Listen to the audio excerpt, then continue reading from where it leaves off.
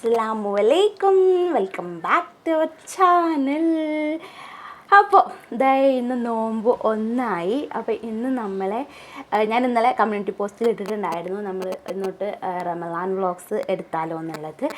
അപ്പോൾ കുറേ പേര് നെഗറ്റീവായിട്ട് പറഞ്ഞു, കുറേ പേര് പോസിറ്റീവായിട്ട് പറഞ്ഞു. നെഗറ്റീവായിട്ട് പറഞ്ഞവരോട് എനിക്ക് പറയാനുള്ളത്, ഇതെൻ്റെ ജോലിയാണ്, എനിക്കിത് ചെയ്തേ പറ്റുള്ളൂ. ഓക്കെ, അപ്പോൾ നിങ്ങൾക്ക് നെഗറ്റീവായി ഞാനിപ്പോൾ എന്ത് പറയാറ്, എനിക്കൊന്നും പറയാറില്ല.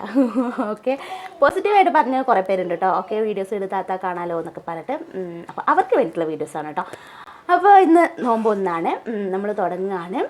അപ്പോൾ ഇന്നത്തെ നമ്മളെ വീഡിയോ എന്താണെന്ന് വെച്ചാൽ, ആദ്യം ഞാൻ വിചാരിച്ചു നമുക്കിന്ന് ഡേ മൈ ലൈഫ് എടുക്കാം. പിന്നെ ഞാൻ വിചാരിച്ചില്ലേ വേണ്ട, ഡേ മൈ ലൈഫ് വേണ്ട, നമുക്ക് തൽക്കാലം വാട്ട് വി കുക്കിൻ്റെ ഡേ എടുക്കാമെന്നുള്ളത്. അപ്പോൾ നമ്മൾ നോമ്പ് തുറക്കാൻ വേണ്ടിയിട്ട് എന്തൊക്കെ ഉണ്ടാക്കണോ എന്നുള്ളതാണ് ഇന്നത്തെ നമ്മളെ വീഡിയോ. അപ്പോൾ അസറെല്ലാം കഴിഞ്ഞ്, അപ്പോൾ നമ്മളെപ്പോഴും സാധാരണ എല്ലാ നോമ്പിനും നമ്മൾ അസറ് കഴിഞ്ഞാലാണ് തുടങ്ങുക കേട്ടോ.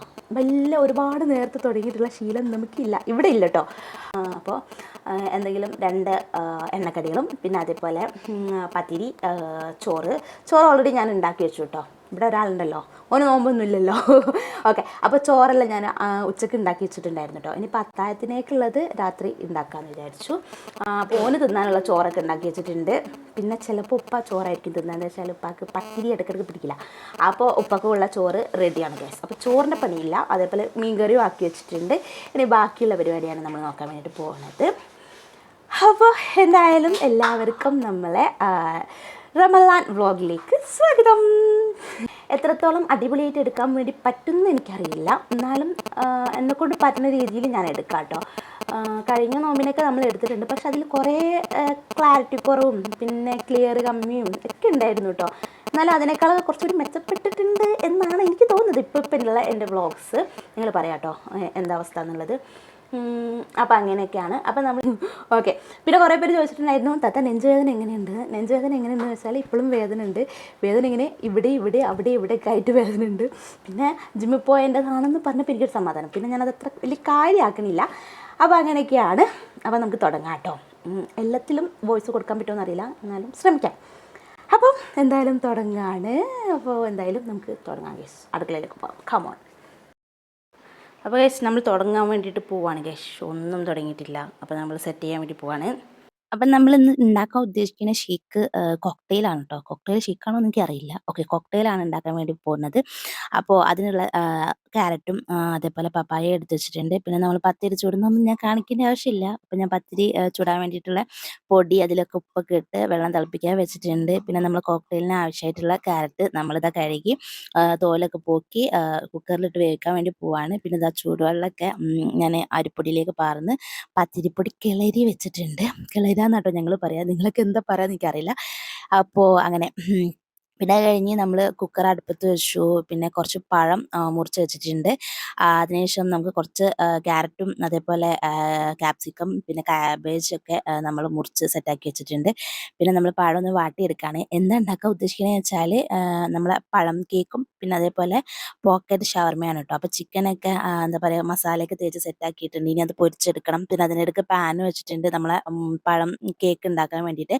അതിലേക്ക് നെയ്യ് അതേപോലെ അണ്ടിപ്പരിപ്പ് കിസ്മിസൊക്കെ ഇട്ട് സെറ്റാക്കി, എന്നിട്ട് ഇതിലേക്ക് നമ്മൾ മുട്ട അതേപോലെ പാല് പഞ്ചസാരയൊക്കെ ഇട്ടിട്ടുള്ള ഒരു മിക്സ് റെഡിയാക്കിയിട്ട് ആ ഒരു ഇതിലേക്ക് സെറ്റ് ചെയ്യാണ്. വീഡിയോ എടുത്തിട്ടുള്ളത് അവിടെ നിന്നും ഇവിടുന്നൊക്കെ ആണ് കേട്ടോ.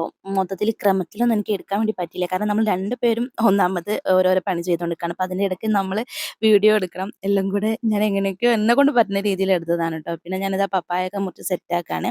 അപ്പോൾ നമ്മൾ മിക്സ് നമ്മളെ പാനിലേക്ക് വെച്ചിട്ട് അതിലേക്ക് നമ്മൾ വാട്ടി വെച്ചിട്ടുള്ള ആ പഴം കൂടി ഇട്ടിട്ട് ഇതേപോലെ ഒന്ന് ജസ്റ്റ് മിക്സ് ചെയ്തിട്ട് നമ്മളത് അടുപ്പത്തേക്ക് വെക്കാം കേട്ടോ. സിമ്മാക്കിയിട്ടാണ് വെച്ചിട്ടുള്ളത്. അപ്പോഴേക്ക് നമ്മളെ ആ ക്യാരറ്റൊക്കെ വെന്ത് റെഡി ആയിട്ടുണ്ട്. ഇനി അത് ചൂട് കളഞ്ഞതിന് ശേഷം, ചൂട് പോയതിന് ശേഷം ഞാനത് മുറിച്ച് ഇട്ട് കൊടുക്കാണ് കേട്ടോ.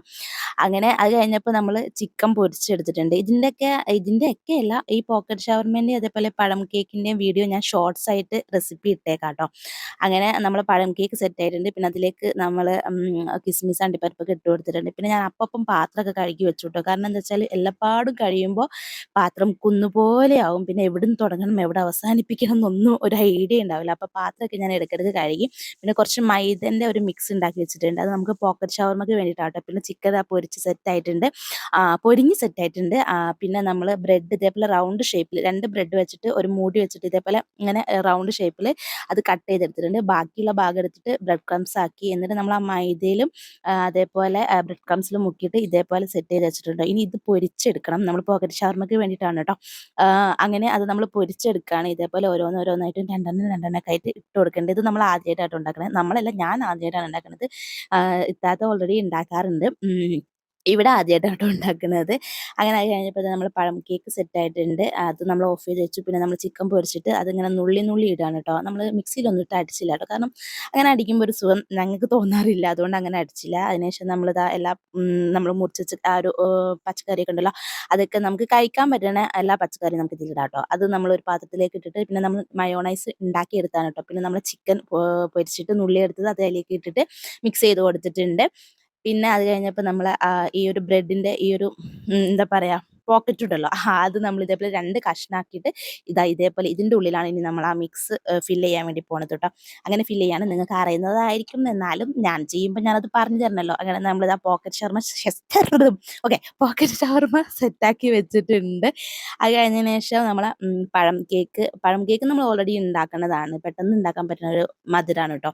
അപ്പോൾ നമ്മൾ പഴം കേക്ക് ഇതാ റെഡി ആയിട്ട് കിട്ടിയിട്ടുണ്ട്. അത് നമ്മളിതാ പ്ലേറ്റിലേക്ക് മാറ്റിയിട്ടുണ്ട്. ചെറിയൊരു രീതിയിൽ അടിയൊന്ന് കരിഞ്ഞിട്ടുണ്ട്. പക്ഷെ അത് കഴിക്കാൻ വേണ്ടി പറ്റുന്ന രീതി തന്നെ കേട്ടോ. പിന്നെ നമ്മളിതാ നമ്മളെ പഴം കേക്ക് കട്ട് ചെയ്തെടുക്കാം കേട്ടോ. ഇതേപോലെ തന്നെ കേട്ടോ നമ്മൾ മുട്ട മറിച്ച് ഉണ്ടാക്കുമ്പോഴും കട്ട് ചെയ്യാറുള്ളത്. മുട്ട മറിച്ചയിൽ നമ്മൾ പഴം കൂടെ വാട്ടിയിട്ട് ഇട്ട് കൊടുക്കണം, അത്രേ ഉള്ളൂ വ്യത്യാസം. അങ്ങനെ നമ്മൾ പോക്കറ്റ് ഷവർമ്മയും പഴം കേക്കും റെഡി ആയിട്ടുണ്ട്. എനിക്ക് മുട്ട മറിച്ചത് തന്നെ വായിൽ വരുന്നത്. ഓക്കെ, അപ്പോൾ അത് 2 റെഡിയാക്കി. പിന്നെ നമ്മൾ കോക്ടെയിൽ നമ്മൾ നോമ്പ് തുറക്കാൻ നേരത്താട്ടോ അടിച്ചത്. കൂടുതൽ മുന്നേ നേരത്തെ അടിച്ചു വെച്ചാൽ മൊത്തത്തിൽ കഴിച്ച് പണ്ടാരടങ്ങും അനുഭവം ഉണ്ട്. അതുകൊണ്ട് നമ്മൾ നോമ്പ് തുറക്കാനായ സമയത്താണ് എന്താ പറയുക അടിച്ചെടുത്തു കേട്ടോ. പിന്നെ പാത്രമൊക്കെ കുറച്ച് ഉണ്ടായിരുന്നുള്ളൂ. ഇടയ്ക്കിടയ്ക്ക് കഴിയുന്നതുകൊണ്ട് ഒരുപാടൊന്നുമില്ലായിരുന്നു. പിന്നെ കുറച്ച് നാരങ്ങ വെള്ളമൊക്കെ കലക്കി. അങ്ങനെ ഇത്രയേ ഉള്ളൂ കേട്ടോ. സിമ്പിളായിട്ടുള്ള ഒരു പരിപാടിയായിരുന്നു. നമ്മൾ ഒരുപാട് ഹെവി ഒന്നും ആക്കിയില്ല. നമ്മൾ സാധാരണ ഫ്രൂട്ട്സ് വാങ്ങാറുണ്ട്, പക്ഷേ ഇന്ന് നമ്മൾ ഫ്രൂട്ട്സ് വാങ്ങിയില്ല കേട്ടോ. ഇനിയിപ്പോൾ നാളത്തെ നോമ്പ് തുറക്ക് എന്തായാലും ഇൻഷാല്ലാ ഫ്രൂട്ട്സ് ഒക്കെ ഉണ്ടാകുമെന്ന് വിചാരിക്കുന്നു. അങ്ങനെ നമ്മൾ എല്ലാ പരിപാടിയും കഴിഞ്ഞ് നമ്മൾ തുടങ്ങിയതുപോലെ തന്നെ അവസാനിപ്പിച്ചിട്ടുണ്ട്. അപ്പോൾ നിങ്ങൾക്ക് വീഡിയോ ഇഷ്ടമെങ്കിൽ ലൈക്ക് ചെയ്യാൻ വേണ്ടി മറക്കണ്ട. അപ്പോൾ ടാറ്റാ ബൈ ബൈ, സീ.